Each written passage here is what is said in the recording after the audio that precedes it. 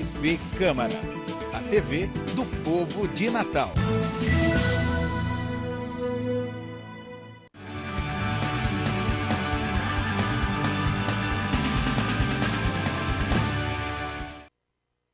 Olá, tudo bem? Bem-vindos a mais um programa Com a Palavra, o Vereador. E a gente conversa agora com Jorge Câmara, do PCdoB. Vereador, tudo bem? Como é que vai? Tudo bem, Mirella. Quero cumprimentar você e as pessoas que nos assistem. É um prazer retornar aqui ao programa. Então vamos aproveitar a sua vinda, para falar sobre esse 1º de maio, Dia do Trabalhador. É um dia muito simbólico, que representa lutas históricas. Qual a avaliação que o senhor faz, principalmente nesse momento político, O 1º de maio tem esse componente histórico, Ele consagra uma homenagem, uma reflexão, às lutas dos trabalhadores em todo o mundo, Ele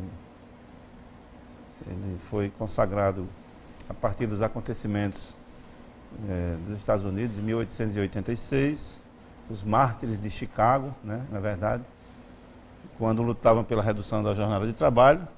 Eram 8 horas de trabalho, 8 horas de descanso e 8 horas de lazer, Então, naquele momento, na verdade, você tinha uma campanha salarial que acontecia no início de maio e que vinha sendo programado no mundo inteiro, na Europa e nos Estados Unidos, assim, quando despontava a luta dos trabalhadores em plano mundial, em que essa preparação culminava com grandes manifestações e paralisações pela redução da jornada do trabalho. Ora, o que se queria era trabalhar apenas 8 horas, Porque na época alguns trabalhavam 16, 14, 13 horas de trabalho, Era uma coisa estafante, não tinha condição mínima dos trabalhadores poderem ter uma vida digna a partir da própria exploração dentro das fábricas, Bom, com a repressão que aconteceu, mataram alguns trabalhadores, os seus líderes, os mártires de Chicago, Então, por isso, o mundo inteiro consagrou, no campo do trabalho,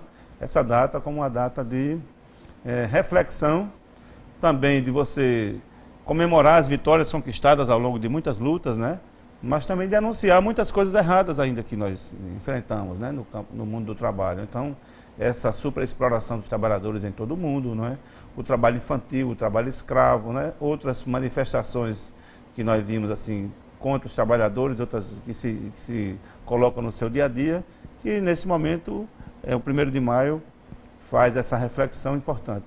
No nosso caso, no Brasil, com um agravante, Porque a prevalecer esse golpe que as elites querem patrocinar no Brasil, já com passos avançados na Câmara dos Deputados e agora no Senado da República, Senado Federal, o Michel Temer já disse qual é o seu projeto. Esse projeto arrebenta com os trabalhadores. Na verdade, não é uma ponte para o futuro, é uma ponte para o abismo. Isso é o precipício, porque você passa a negar direitos fundamentais, estão ameaçados, direitos elementares dos trabalhadores, que não somos nós do Partido Comunista que estamos dizendo. É o próprio projeto já tornado público, já publicizado aí pelo PMDB, pelo Michel Temer, pelo Cunha, e aponta justamente para retrocessos inaceitáveis para o mundo do trabalho. Então isso mostra que devem ter grandes jornadas de luta do campo e da cidade. Você vê, hoje nós estamos com o Movimento Sem Terra na jornada de abril, 20 anos passados, com a impunidade das 21 mortes e assassinatos naquele episódio de Eldorado dos Carajás, no Pará, e que desde 96 perdura a impunidade. Então você vai somando uma série de situações que fazem com que as pessoas constatem que não tem outro caminho a não ser lutar pelos seus direitos. Então, por isso que esse 1º de maio, no Brasil, e particularmente aqui no estado e em Natal, teremos uma manifestação gigantesca, a partir de onde o pessoal está acampado ali em frente ao INCRA, aqui em Petrópolis, indo até a Praça das Flores e descendo para a praia, com uma manifestação popular, denunciando para a sociedade, para aqueles que passam a ter uma oportunidade para além da mídia, a mídia golpista. Então nós temos essa oportunidade de denunciar e tornar público esse alerta para a população do que significa esse projeto do golpe que está em curso contra os trabalhadores. Vamos aproveitar então que o senhor tocou nesse assunto, para falar dessa questão do pedido de impeachment da presidente. No caso, ele já chegou ao Senado. Qual a avaliação que o senhor faz? O senhor falou aí da questão de Eldorado dos Carajás, MST. Teve inclusive uma manifestação do MST recentemente. Qual a avaliação do senhor dessa questão desse pedido de impeachment, né, que agora está no Senado? Bom, pelo que se desenha, no Senado, né, já está mais ou menos como uma tendência semelhante àquela da Câmara, e que certamente a população vai alertando para isso, porque, ao contrário do que a mídia brasileira vem fazendo, no plano internacional a imprensa vem desmascarando esse golpe, o que ele significa, quem está por trás. Uma pessoa que tem 6 processos, não é? É réu em 6 processos, inclusive comprovadamente com contas no exterior, com uso de dinheiro de corrupção, como é o Eduardo Cunha, que é o xerife que está coordenando esse processo, passa a ser xerife e juiz de um processo contra a Dilma, que não tem absolutamente nada contra ela, não é?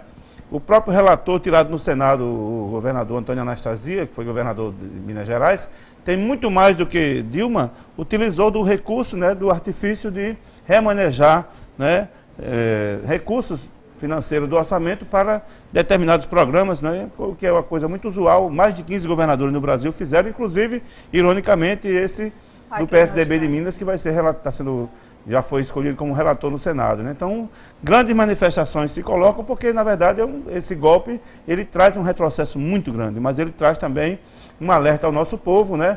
Ao jovem que passou a ter, né, saiu de 3,5 milhões para 8 milhões de jovens universitários em nosso país, os programas, as bolsas que visam dar a oportunidade para essa juventude, esses estudantes, né?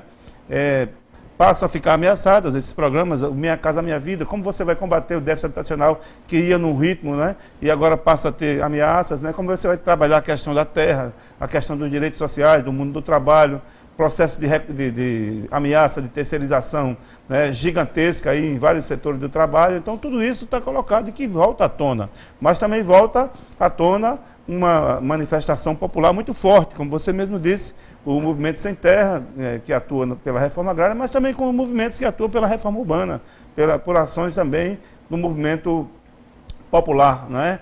Na luta pela moradia, na luta pelo estudo, na luta pelos seus direitos no mundo do trabalho. Então, certamente, vão ter grandes manifestações. Nós tivemos recentemente no auditório do IFRN, que terminou, não coube, o pessoal se deslocou para uma quadra de esporte do ginásio da antiga ETFERN, hoje IFRN, o Tico da Costa, né, o grande artista, músico, cantor, ele veio e reuniu mais de 1.000 jovens, né?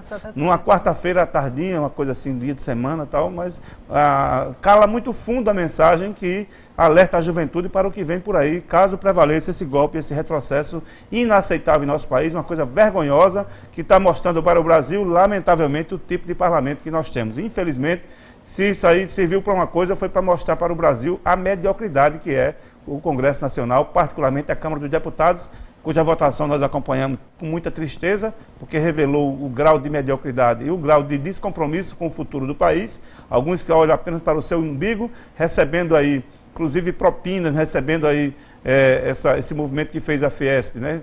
Dizem que em torno de 300 milhões de reais para atingir apenas os indecisos que estavam resistindo em votar a favor do impeachment. Isso mostra esse lado do Brasil, mas mostra também que o nosso povo deverá reagir com muita força contra esse golpe.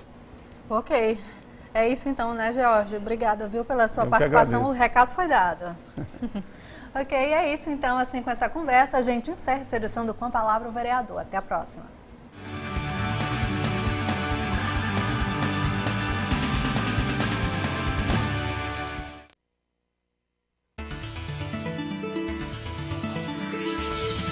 TV Câmara, a TV do povo de Natal.